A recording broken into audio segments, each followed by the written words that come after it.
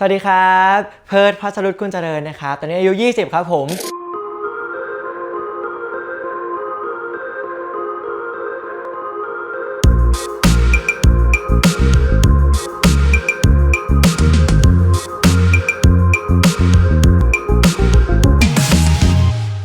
ตอนนี้อยู่ปี3ที่ College of Social Communication Innovation ครับก็เป็นแบบเอกเกี่ยวกับการแสดงกำกับการแสดงภาพยนตร์อะไรเงี้ยครับเรื่องเกี่ยวกับหนังเกี่ยวกับแบบอุตสาหกรรมบันเทิงอะไรเงี้ยครับผมคือเพิร์ทเป็นคนชอบอ่านหนังสือครับดูจาก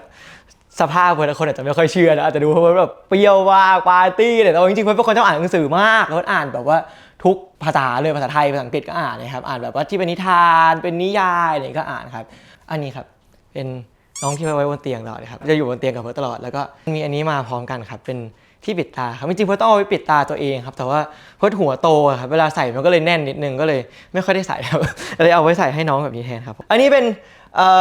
พวกเครื่องสำอางของเพิร์ทครับไม่ว่าจะไปไหนไปเจอเพื่อนไปเที่ยวไปทำงานไปกินข้าวอะไรแล้วแต่เพิร์ทก็จะพกกระเป๋าอันนี้แหละไปด้วยจริงๆเพิร์ทรู้สึกว่าเด็กผู้ชายแต่งหน้าสมัยนี้มันปกติมากพี่เพราะว่าแบบเพื่อนเพิร์ทใช่ไหมหลายๆคนเด็กผู้ชายบางทีนั่งคุยเรื่องเครื่องสำอางอะไรเงี้ยว่าแบบมึงซื้อนี้อย่างลองอันนี้ไหมอันนี้แม่งดีจัดเลยอะไรเงี้ยครับแล้วก็อันนี้ครับเป็นกล่องเครื่องประดับของเพิร์ทครับจริงๆมันก็ไม่ได้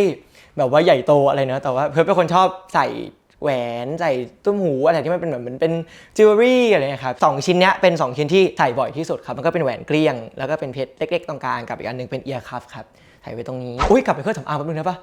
จริงๆเครื่องสำอางอะเพิร์ทรู้สึกว่าที่จำเป็นที่สุดของเพิร์ทอะคือลิปสติกเพิร์ทไม่แต่งหน้าเลยก็ได้เพิร์ทไม่ทำอะไรก็ได้แต่ว่าเพิร์ทต้องมีลิปพกลิปไปด้วยทุกที่เลยครับเพราะว่าเพิร์ทรู้สึกว่าถ้าเราต่อให้เราหน้าซีดมากไม่ได้นอนแต่ว่าเราเติมลิปไปเราจะหล่อขึ้นเองนะครับพวกนี้เป็นกระเป๋าครับมันอาจจะดูเหมือนเยอะมากแล้วก็ดูเพิร์ทว่าเพิร์ทเป็นคนชอบสะสมกระเป๋าเลยใช่ไหมเพราะว่าจริงๆไม่ใช่นะครับเพิร์ทว่าเพิร์ทเป็นคนชอบแต่งตัวเพิร์ทชอบจริงๆถ้าเกิดสังเกตจากตรงเนี้ยส่วนใหญ่ของที่เพิร์ทเอามันมาก็ค่อนข้างเกี่ยวกับความงามความสวยความงามนิดนึงอะไรเงี้ยนะเพิร์ทเป็นคนค่อนข้างให้ความสำคัญกับการ grooming ตัวเองประมาณนึงนะครับเพราะเพิร์ทรู้สึกว่าไม่ค่อยหล่อเล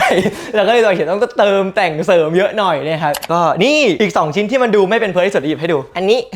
กับอันนี้เตนเอมันดูแบบไม่ใช่เพิร์ทเลยใช่ไหมครับถ้าเกิดดูก็สมมติวางอยู่ก็คงไม่มีใครคิดว่าเป็นของเพิร์ทนะฮอกกี้เป็นกีฬาเดียวที่เพิร์ทเล่นได้แล้วก็เล่นแบบจริงจังมากแบบแข่งเป็นนักกีฬาอะไรอย่างเงี้ยเลยพี่เพิร์ทเคยแข่งแบบเพิร์ทไม่รู้เขาเรียกว่าอะไรแต่มันเป็นเหมือนเป็นการจัดแข่งแบบ international ที่รวมหลายๆประเทศในเอเชียเนี่ยที่ผมได้ที่2ของเอเชียนะครับเราไปเล่นไวผมเล่นกีฬาจริงจังมากแต่ว่ามีฮอกกี้อย่างเดียวเนี่ยนะครับที่เล่นเป็นอย่างอื่นนี่กากมากก็เนี่ยนะครับของคร่าวๆที่เพิร์ทใช้ในชีวิตประจำวันแล้วเพิร์ทก็คิดว่ามันน่าจะ represent ความเป็นเพิร์ทได้ร้องเพลงเพิร์ทไม่มั่นใจว่าร้องเพลงมันเป็นความสามารถพิเศษของเพิร์ทไหมเพราะว่าเพิร์ทคิดว่าเพิร์ทไม่ใช่คนร้องเพลงเพราะแต่ว่าเพิร์ทร้องได้ไม่เพี้ยนแต่ส่วนภาคเพิร์ทคิดว่ามันก็เป็นความสามารถพิเศษไหมก็คงเป็นมั้งครับเพราะว่าเพิร์ทก็ก่อนจะมาอยู่ตรงนี้เพิร์ทก็เป็นนักภาคมานะแบบว่าภาคการ์ตูนภาคหนังอะไรมาเนี่ยครับไปถามฮันเตอร์ดีกว่า